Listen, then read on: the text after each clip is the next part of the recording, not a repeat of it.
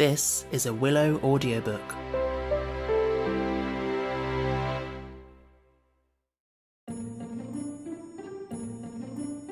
Five Children and It by E. Nesbit.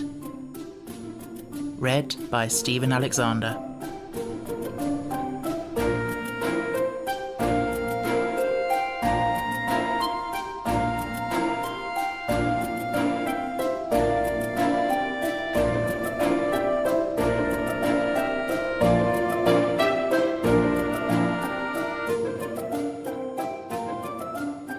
Chapter 4. Wings.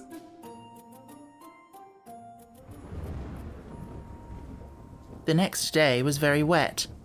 Too wet to go out, and far too wet to think of disturbing a sand fairy so sensitive to water that he still, after thousands of years, felt the pain of once having his left whisker wetted. It was a long day, and it was not till the afternoon that all the children suddenly decided to write letters to their mother. It was Robert who had the misfortune to upset the ink pot, an unusually deep and full one, straight into that part of Anthea's desk where she had long pretended that an arrangement of gum and cardboard painted with Indian ink was a secret drawer. It was not exactly Robert's fault. It was only his misfortune that he chanced to be lifting the ink across the desk just at the moment when Anthea had got it open, and that same moment should have been the one chosen by the lamb to get under the table and break his squeaking bird. There was a sharp, convenient wire inside the bird, and of course the lamb ran the wire into Robert's leg at once. Ow! Oh. And so, without anyone's meaning to, the secret drawer was flooded with ink. At the same time, a stream was poured over Anthea's half-finished letter, so that her letter was something like this. Darling Mother, I hope you are quite well, and I hope Granny is better. The other day we... Then came a flood of ink, and at the bottom these words in pencil.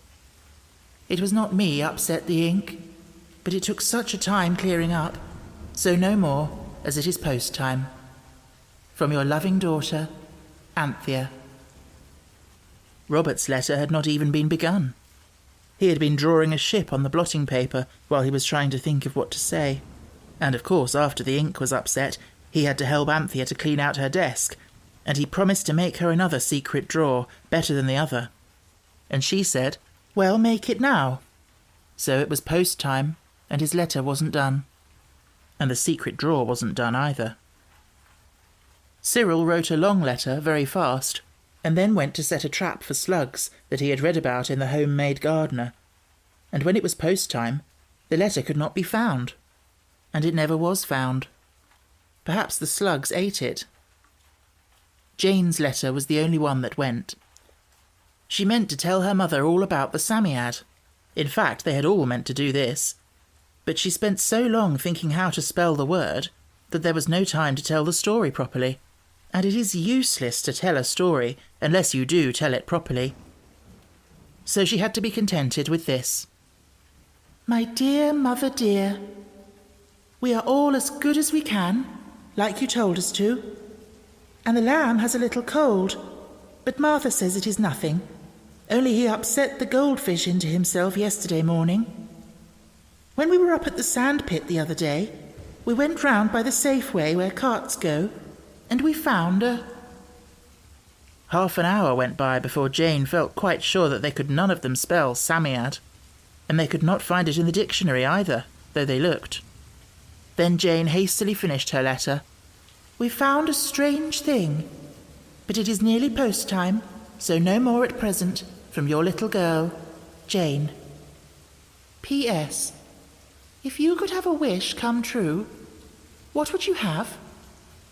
Then the postman was heard blowing his horn, and Robert rushed out in the rain to stop his cart and give him the letters.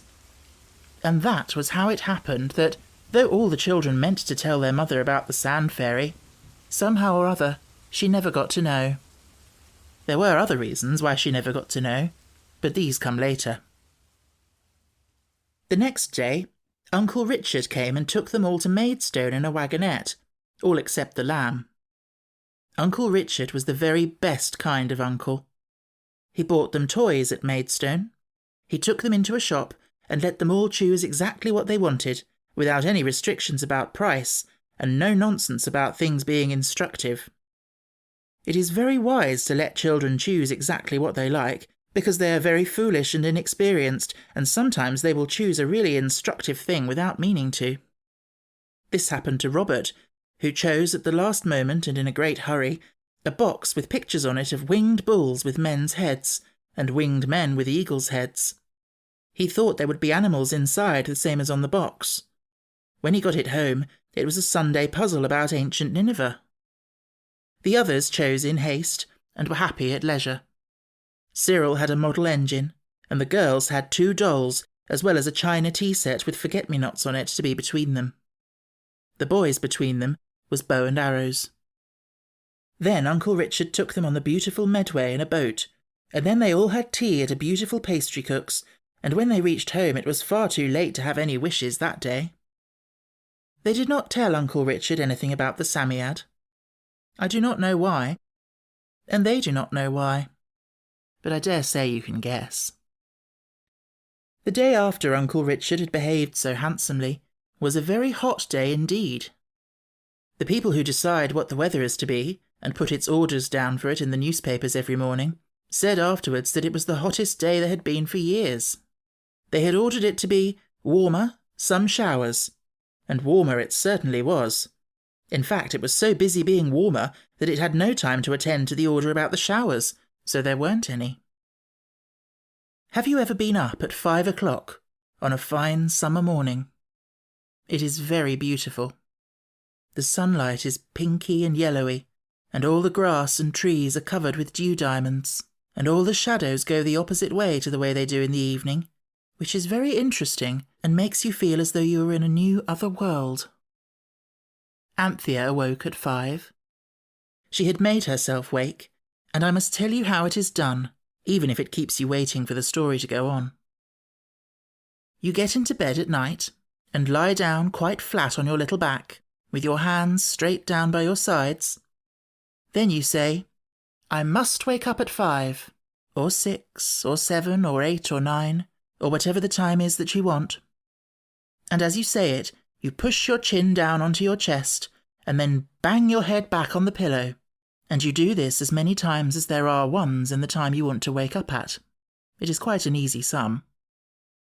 Of course, everything depends on your really wanting to get up at 5, or 6, or 7, or 8, or 9. If you don't really want to, it's all of no use. But if you do, well, try it and see. Of course, in this, as in doing Latin proses or getting into mischief, practice makes perfect. Anthea was quite perfect. At the very moment when she opened her eyes, she heard the black and gold clock in the dining room strike 11, so she knew it was 3 minutes to 5. The black and gold clock always struck wrong, but it was all right when you knew what it meant.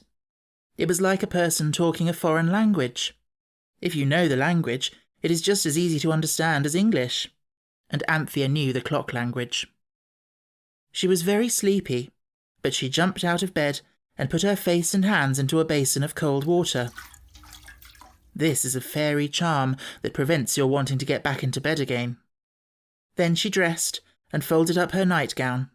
She did not tumble it together by the sleeves, but folded it by the seams from the hem, and that will show you the kind of well-brought-up little girl she was. Then she took her shoes in her hand and crept softly down the stairs. She opened the dining-room window and climbed out. It would have been just as easy to go out by the door, but the window was more romantic, and less likely to be noticed by Martha. "I will always get up at 5, she said to herself. It was quite too awfully pretty for anything. Her heart was beating very fast, for she was carrying out a plan quite her own. She could not be sure that it was a good plan, but she was quite sure that it would not be any better if she were to tell the others about it, and she had a feeling that, right or wrong, she would rather go through with it alone. She put on her shoes under the iron veranda, on the red and yellow shining tiles, and then she ran straight to the sandpit and found the Psammead's place and dug it out. It was very cross indeed. "It's too bad," it said, fluffing up its fur like pigeons do their feathers at Christmas time. "The weather's Arctic, and it's the middle of the night."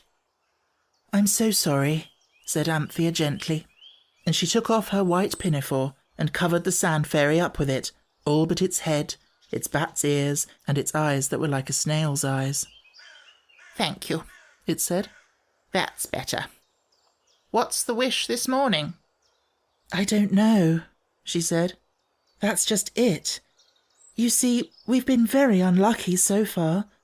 I wanted to talk to you about it, but would you mind not giving me any wishes till after breakfast? It's so hard to talk to anyone if they jump out at you with wishes you don't really want." "You shouldn't say you wish for things if you don't wish for them. In the old days, people almost always knew whether it was Megatherium or Ichthyosaurus they really wanted for dinner." "I'll try not," said Anthea. "But I do wish—" "Look out," said the Psammead in a warning voice, and it began to blow itself out. "Oh, this isn't a magic wish. It's just, I should be so glad if you'd not swell yourself out and nearly burst to give me anything just now. Wait till the others are here." "Well, well," it said indulgently, but it shivered. "Would you?" asked Anthea kindly. "Would you like to come and sit on my lap? You'd be warmer, and I could turn the skirt of my frock up around you. I'd be very careful." Anthea had never expected that it would, but it did. "Thank you," it said. "You really are rather thoughtful." It crept onto her lap and snuggled down, and she put her arms round it with a rather frightened gentleness. "Now then," it said. "Well then," said Anthea, "everything we've wished for has turned out rather horrid. I wish you would advise us. You are so old, you must be very wise." "I was always generous from a child," said the Sand Fairy. "I've spent the whole of my waking hours in giving. But one thing I won't give. That's advice." "You see," Anthea went on, "it's such a wonderful thing, such a splendid, glorious chance. It's so good and kind and dear of you to give us our wishes, and it seems such a pity it should all be wasted just because we are too silly to know what to wish for." Anthea had meant to say that, and she had not wanted to say it before the others. It's one thing to say you're silly, and quite another to say that other people are. "Child," said the Sand Fairy sleepily, "I can only advise you to think before you speak." "But I thought you never gave advice." That piece doesn't count. You'll never take it. Besides, it's not original. It's in all the copybooks." "But won't you just say if you think wings would be a silly wish?" "Wings?" it said. I should think you might do worse. Only take care you aren't flying high at sunset. There was a little Ninevite boy I heard of once. He was one of King Sennacherib's sons, and a traveller brought him a Psammead. He used to keep it in a box of sand on the palace terrace. It was a dreadful degradation for one of us, of course. Still, the boy was the Assyrian king's son, and one day he wished for wings and got them. But he forgot that they would turn into stone at sunset, and when they did, he fell slap onto one of the winged lions at the top of his father's great staircase. And what with his stone wings and the lion's stone wings, well, it's not a very pretty story. But I believe the boy enjoyed himself very much. Till then. "Tell me," said Anthea, "why don't our wishes turn into stone now? Why do they just vanish?" "Autre temps, autre mœurs," said the creature. "Is that the Ninevite language?" asked Anthea, who had learned no foreign language at school except French.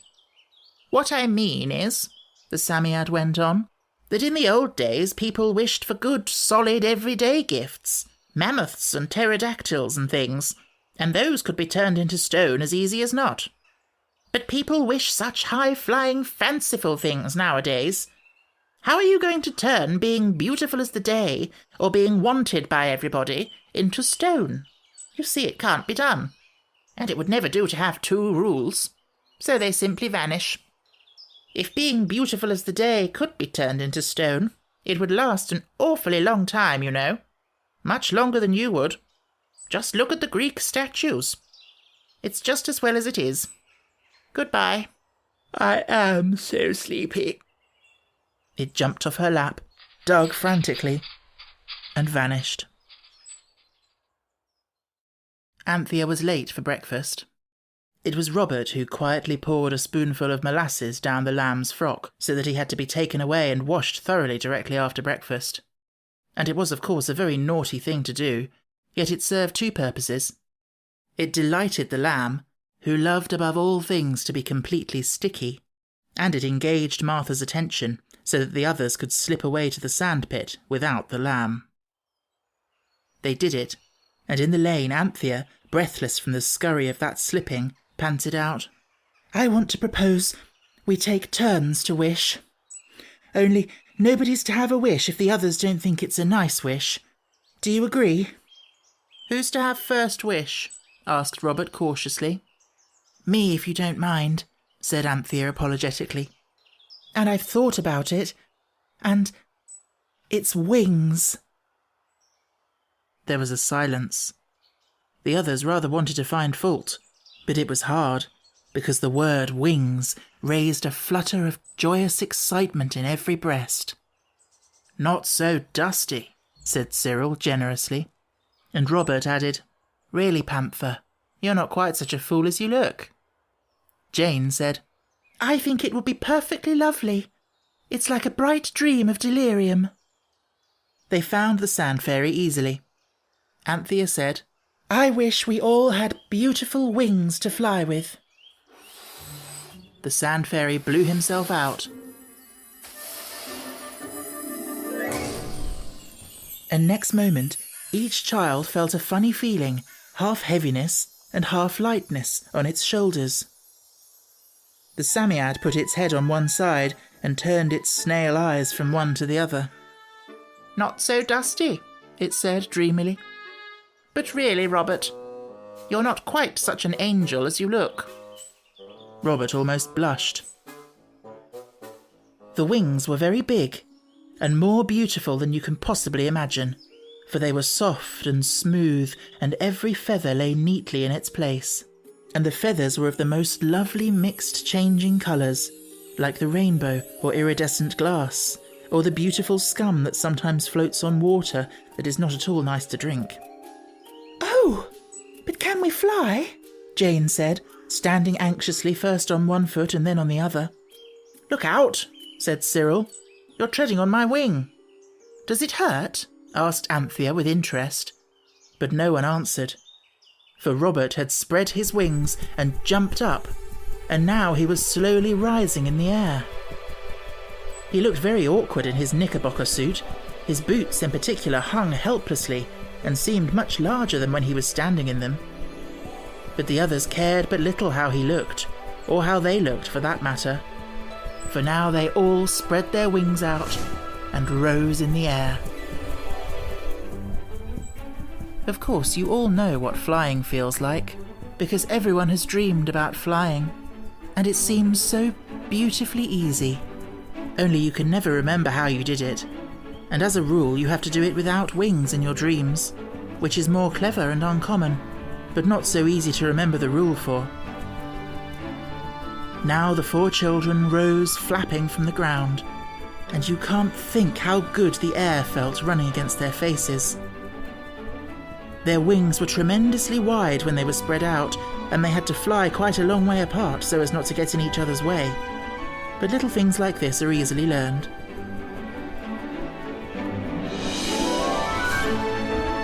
All the words in the English dictionary, and in the Greek lexicon as well, are, I find, of no use at all to tell you exactly what it feels like to be flying.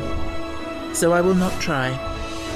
But I will say that to look down on the fields and woods instead of along at them is something like looking at a beautiful live map, where instead of silly colours on paper, you have real moving sunny woods and green fields laid out one after the other. As Cyril said, and I can't think where he got hold of such a strange expression, "It does you a fair treat." It was most wonderful, and more like real magic than any wish the children had had yet. They flapped and flew and sailed on their great rainbow wings between green earth and blue sky, and they flew right over Rochester and then swerved round towards Maidstone. And presently they all began to feel extremely hungry. Curiously enough, this happened when they were flying rather low, and just as they were crossing an orchard where some early plums shone red and ripe. They paused on their wings. I cannot explain to you how this is done, but it is something like treading water when you are swimming, and hawks do it extremely well. "Yes, I dare say," said Cyril, though no one had spoken. "But stealing is stealing, even if you've got wings." "Do you really think so?" said Jane briskly. "If you've got wings, you're a bird, and no one minds birds breaking the commandments. At least, they may mind, but the birds always do it, and no one scolds them or sends them to prison."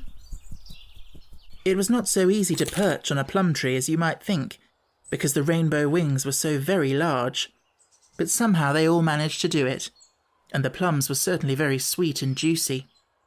Fortunately, it was not till they had all had quite as many plums as were good for them that they saw a stout man, who looked exactly as though he owned the plum trees, come hurrying through the orchard gate with a thick stick, and with one accord they disentangled their wings from the plum-laden branches and began to fly.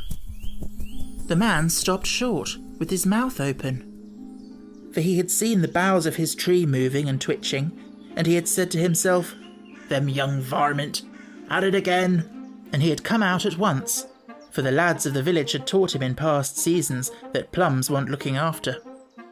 But when he saw the rainbow wings flutter up out of the plum tree, he felt that he must have gone quite mad, and he did not like the feeling at all. And when Anthea looked down and saw his mouth go slowly open and stay so, and his face become green and mauve in patches, she called out, "Don't be frightened," and felt hastily in her pocket for a threepenny bit with a hole in it, which she had meant to hang on a ribbon round her neck for luck. She hovered round the unfortunate plum owner and said, "We have had some of your plums. We thought it wasn't stealing, but now I am not so sure. So here's some money to pay for them."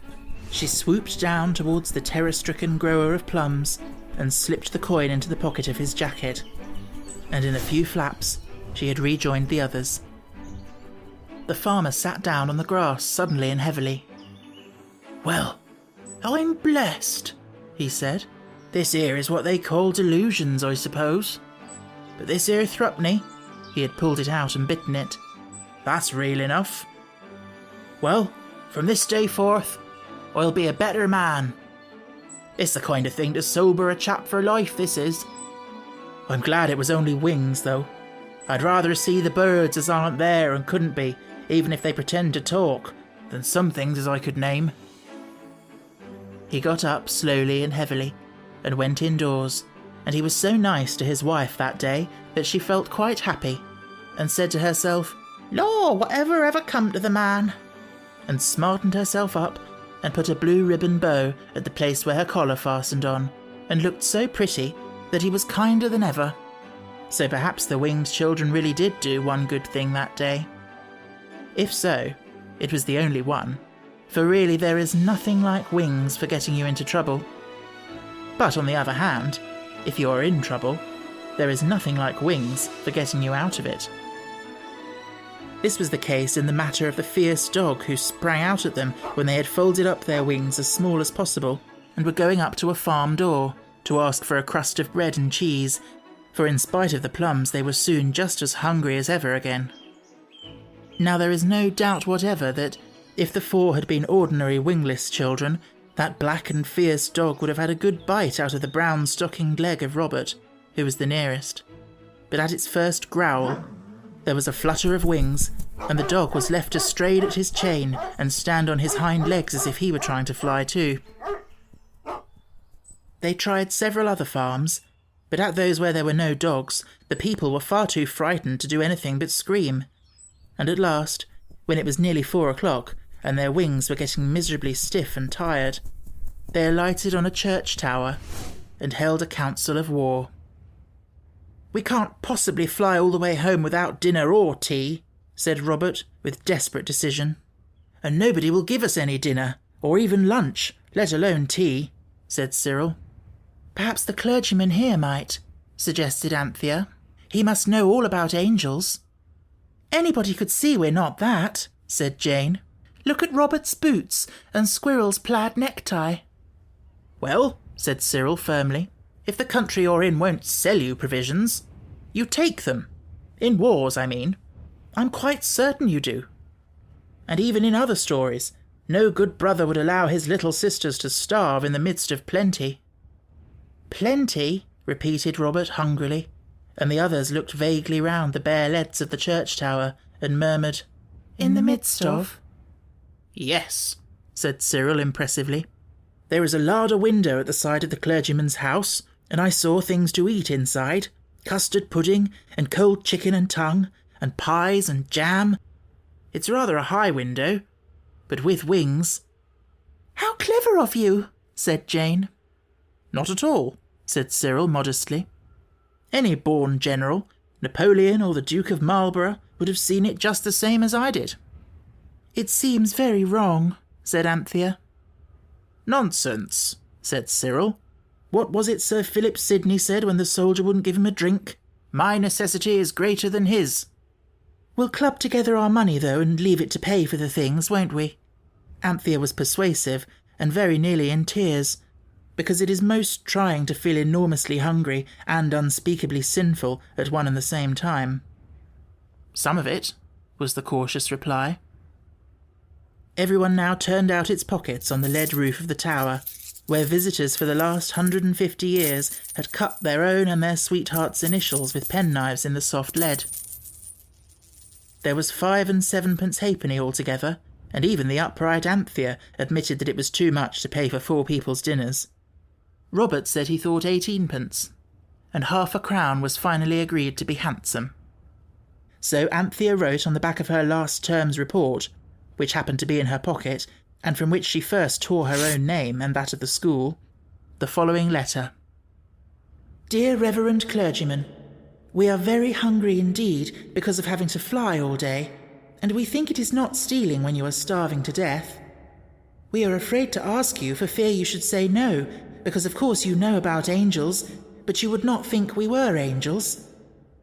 We will only take the necessities of life, and no pudding or pie, to show you it is not greediness, but true starvation that makes us make your larder stand and deliver.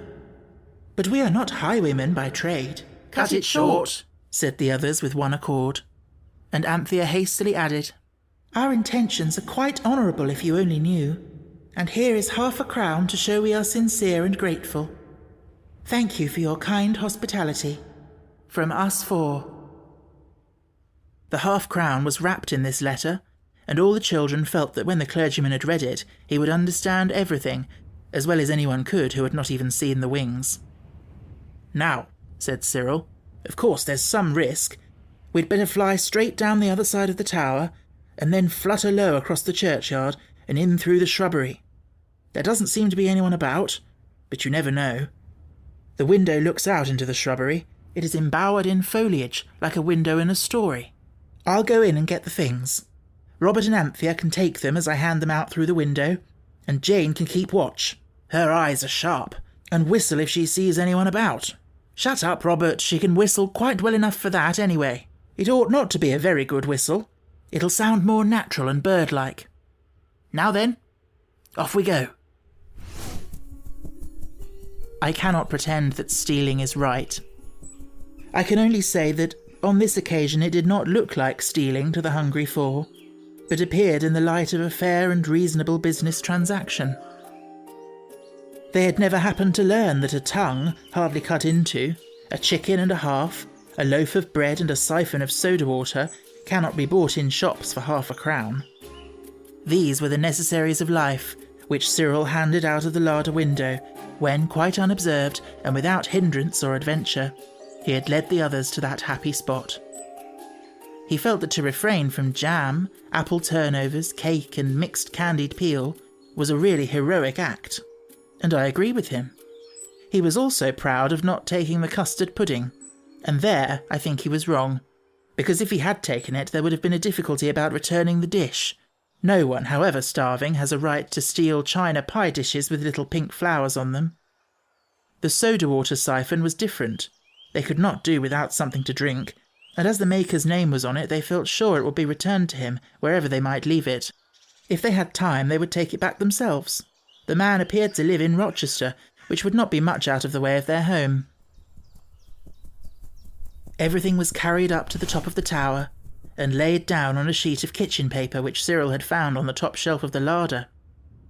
As he unfolded it, Anthea said, "I don't think that's a necessity of life." "Yes, it is," said he. "We must put the things down somewhere to cut them up, and I heard Father say the other day people got diseases from Germans in rainwater. Now there must be lots of rainwater here, and when it dries up the Germans are left, and they'd get into the things and we should all die of scarlet fever." "What are Germans?"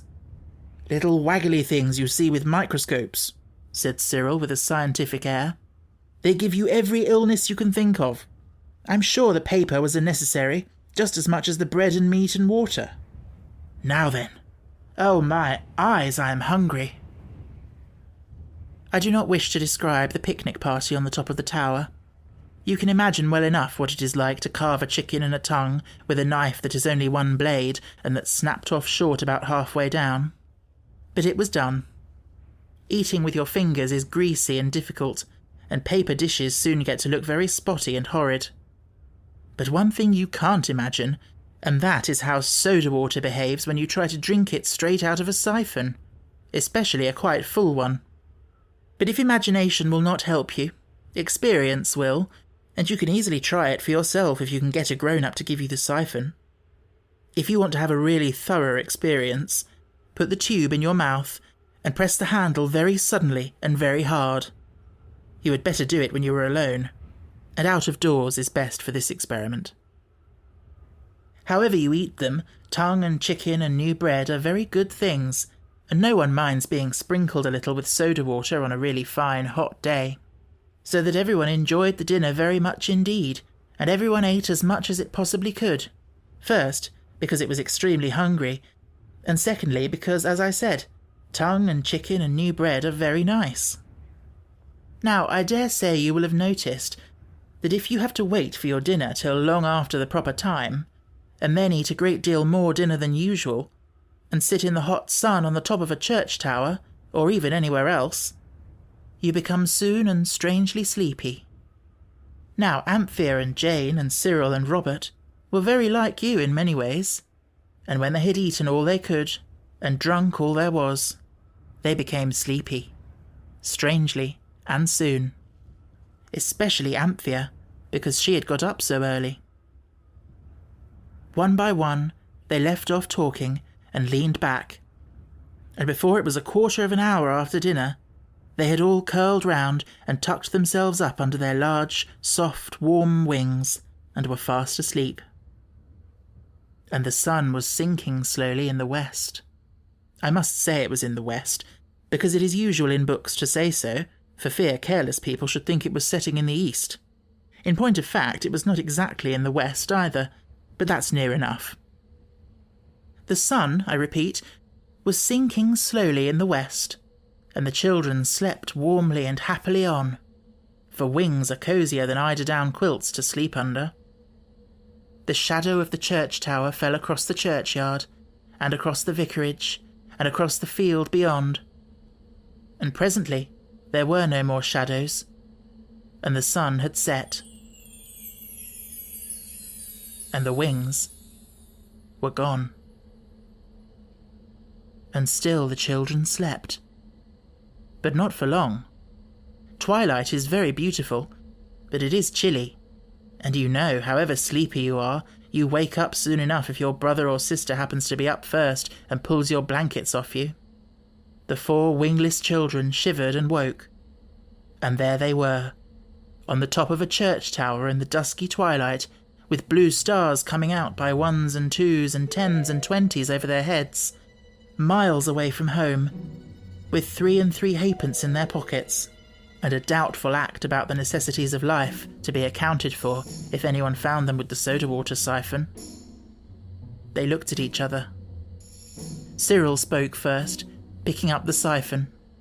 "We'd better get along down and get rid of this beastly thing. It's dark enough to leave it on the clergyman's doorstep, I should think. Come on." There was a little turret at the corner of the tower, and the little turret had a door in it. They had noticed this when they were eating, but had not explored it as you would have done in their place, because of course when you have wings and can explore the whole sky, doors seem hardly worth exploring. Now they turned towards it. "Of course," said Cyril, "this is the way down." It was. But the door was locked on the inside, and the world was growing darker and darker, and they were miles from home, and there was the soda-water siphon. I shall not tell you whether anyone cried, nor, if so, how many cried, nor who cried. You will be better employed in making up your minds what you would have done if you had been in their place.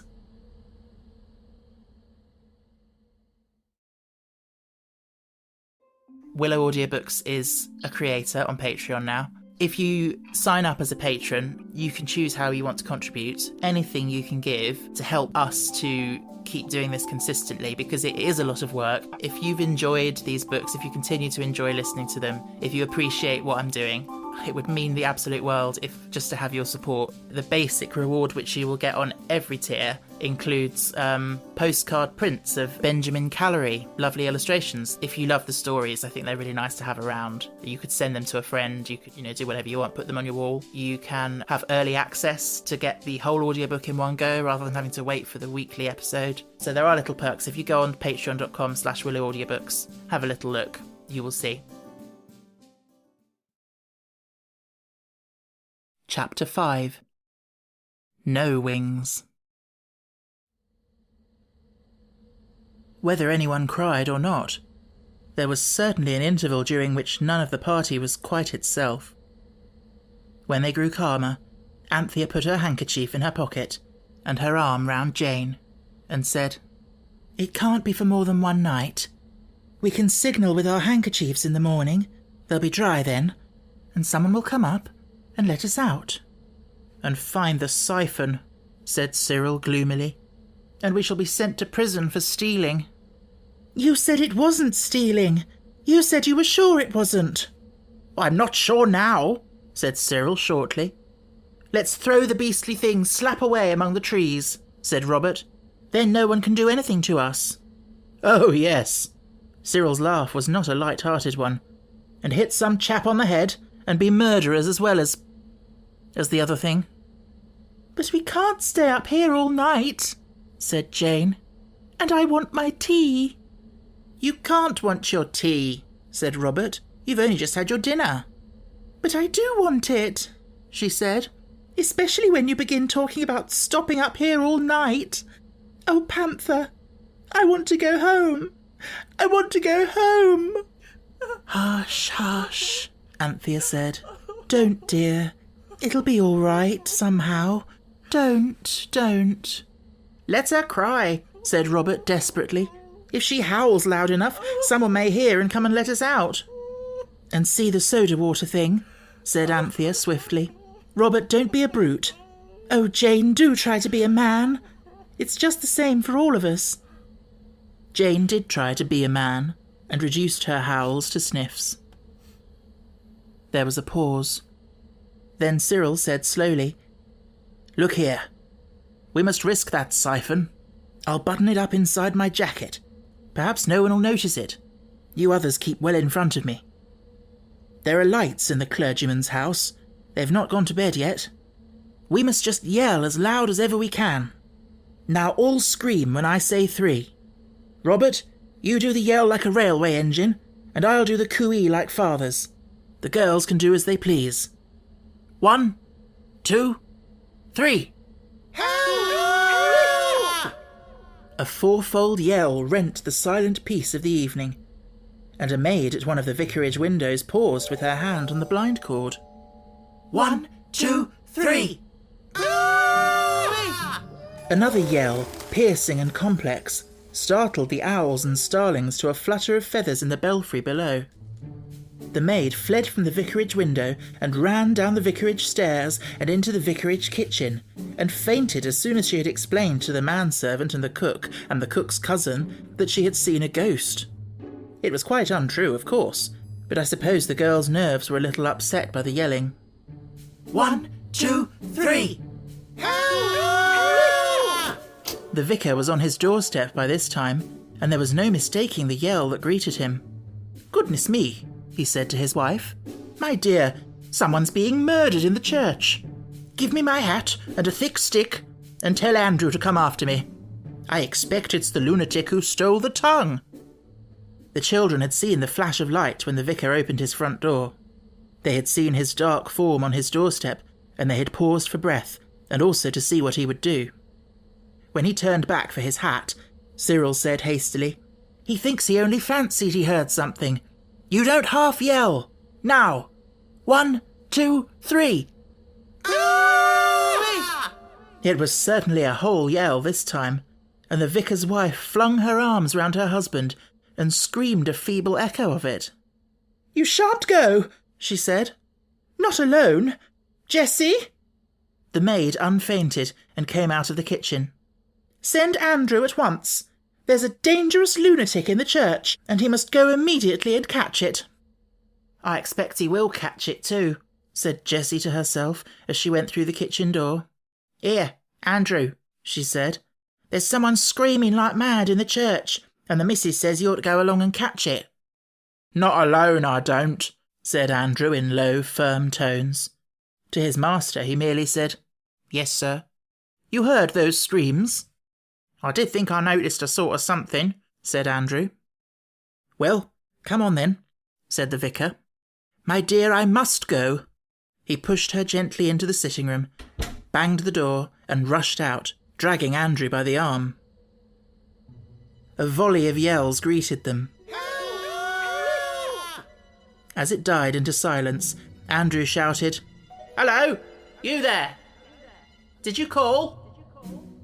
Yes, shouted 4 faraway voices. "They seem to be in the air," said the vicar. "Very remarkable." "Where are you?" shouted Andrew, and Cyril replied in his deepest voice, very slow and loud. "Church! Tower! Top!" "Come down then," said Andrew, and the same voice replied, "Can't! Door locked!" "My goodness," said the vicar. "Andrew, fetch the stable lantern. Perhaps it would be as well to fetch another man from the village." "With the rest of the gang about, very likely?" "No, sir. If this here ain't a trap, well, may I never. There's Cook's cousin at the back door now. He's a keeper, sir, and used to dealing with vicious characters. And he's got his gun, sir." "Hello there," shouted Cyril from the church tower. "Come up and let us out." "We're a-coming," said Andrew. "I'm a-going to get a policeman and a gun." "Andrew, Andrew," said the vicar. "That's not the truth." "It's near enough, sir, for the likes of them." So Andrew fetched the lantern and the cook's cousin, and the vicar's wife begged them all to be very careful. They went across the churchyard. It was quite dark now, and as they went they talked. The vicar was certain a lunatic was on the church tower, the one who had written the mad letter and taken the cold tongue and things. Andrew thought it was a trap. The cook's cousin alone was calm. "Great cry, little wool," said he. "Dangerous chaps is quieter." He was not at all afraid. But then he had a gun. That was why he was asked to lead the way up the worn, steep, dark steps of the church tower. He did lead the way, with the lantern in one hand and the gun in the other. Andrew went next. He pretended afterwards that this was because he was braver than his master, but really it was because he thought of traps and did not like the idea of being behind the others for fear someone should come softly up behind him and catch hold of his legs in the dark. They went on, and round the little corkscrew staircase, then through the bell ringer's loft, where the bell ropes hung with soft furry ends like giant caterpillars, then up another stair into the belfry, where the big quiet bells are. And then on up a ladder with broad steps, and then up a little stone stair, and at the top of that there was a little door, and the door was bolted on the stair side. The cook's cousin, who was a gamekeeper, kicked at the door and said, "Hello? You there?" The children were holding on to each other on the other side of the door and trembling with anxiousness and very hoarse with their howls. They could hardly speak, but Cyril managed to reply huskily, "Hello? You there? How did you get up there?" It was no use saying, "We flew up," so Cyril said, "We got up, and then we found the door was locked and we couldn't get down. Let us out, do." "How many of you are there?" asked the keeper. "Only 4, said Cyril. "Are you armed?" "Are we what?"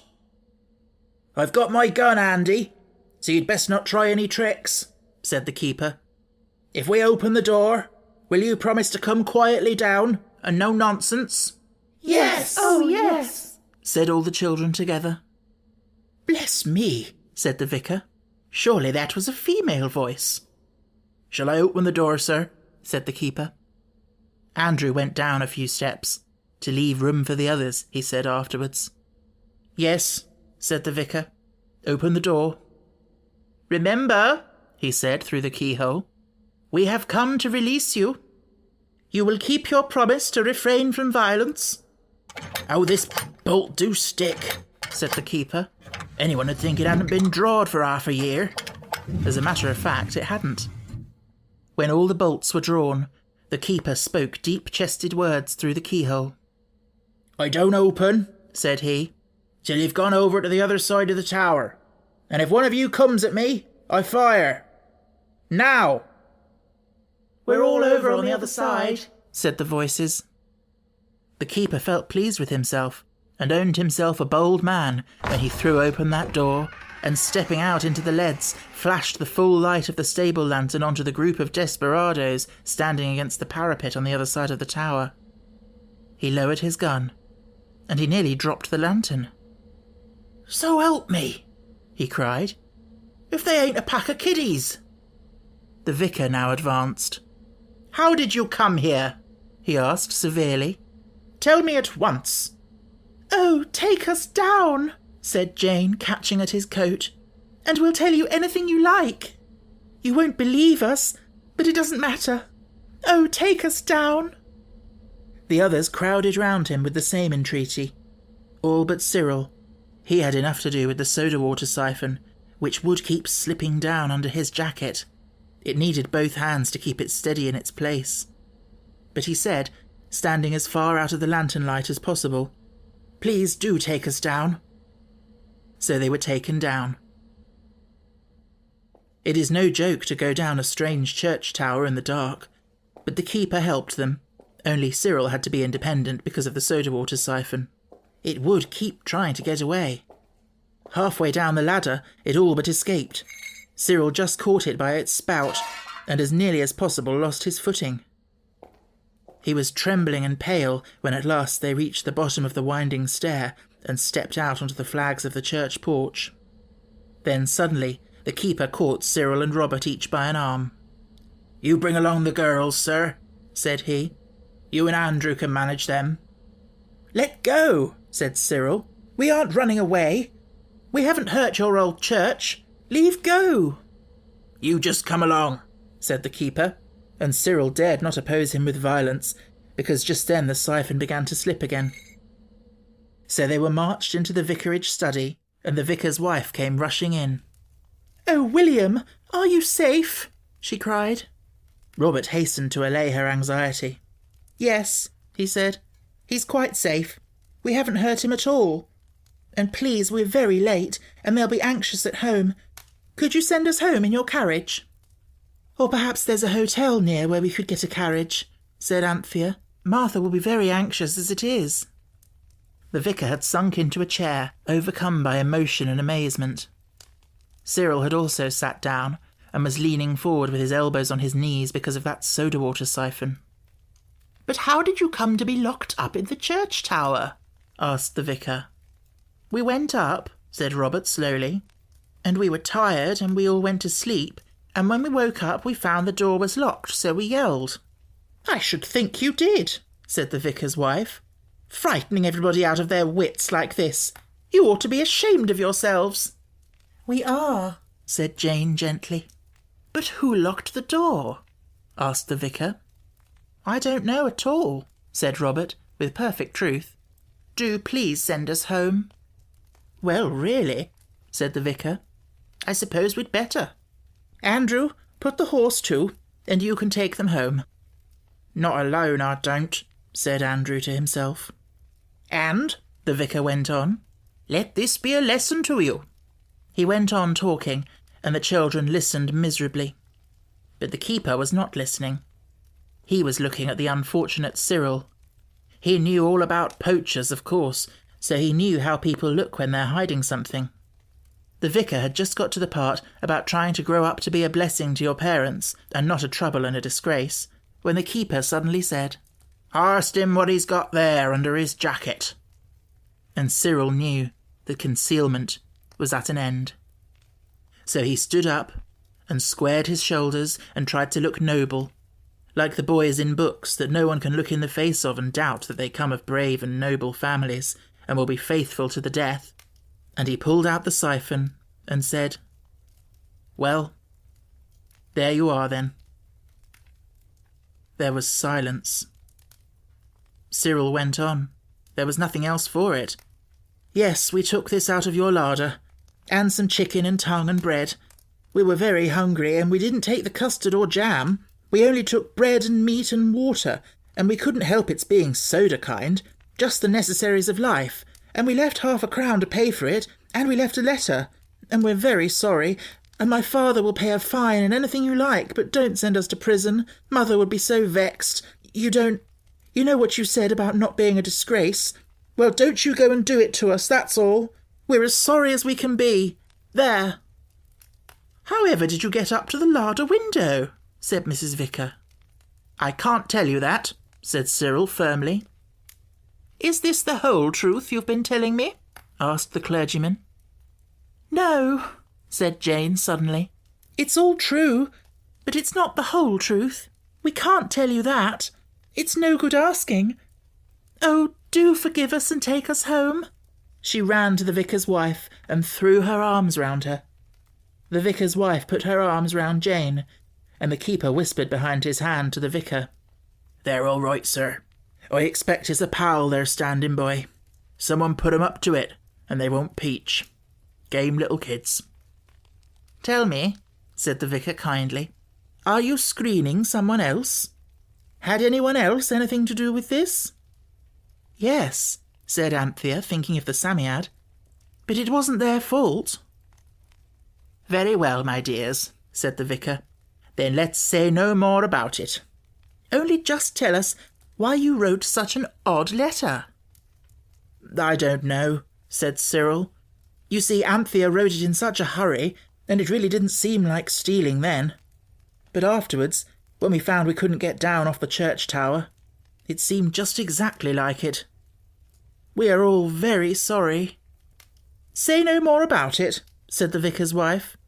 "But another time just think before you take other people's tongues. Now, some cake and milk before you go home?"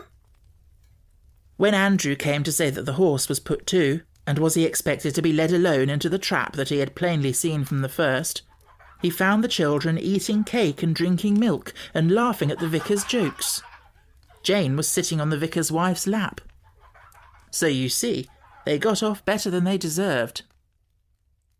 The gamekeeper, who was the cook's cousin, asked leave to drive home with them, and Andrew was only too glad to have someone to protect him from that trap he was so certain of. When the wagonette reached their own house, between the chalk quarry and the gravel pit, the children were very sleepy, but they felt that they and the keeper were friends for life. Andrew dumped the children down at the iron gate without a word. "You get along home," said the vicarage cook's cousin, who was a gamekeeper. "I'll get me home on Shank's mare." So Andrew had to drive off alone, which he did not like at all. And it was the keeper that was cousin to the vicarage cook, who went with the children to the door and, when they had been swept to bed in a whirlwind of reproaches, remained to explain to Martha and the cook and the housemaid exactly what had happened. He explained so well that Martha was quite amicable the next morning. After that, he often used to come over and see Martha, and in the end... But that is another story, as dear Mr. Kipling says. Martha was obliged to stick to what she had said the night before about keeping the children indoors the next day for a punishment, but she wasn't at all ugly about it, and agreed to let Robert go out for half an hour to get something he particularly wanted. This, of course, was the day's wish. Robert rushed to the gravel pit, found the Psammead, and presently wished for... But that too is another story. To stay updated with Willow Audiobooks, you can follow us on social media. Just search for Willow Audiobooks on Instagram, Facebook and Twitter, or you can visit our webpage at stephenalexanderwillis.com/Willow Audiobooks. If you're enjoying this audiobook, why not leave a rating or a review on iTunes or wherever you happen to get your podcasts?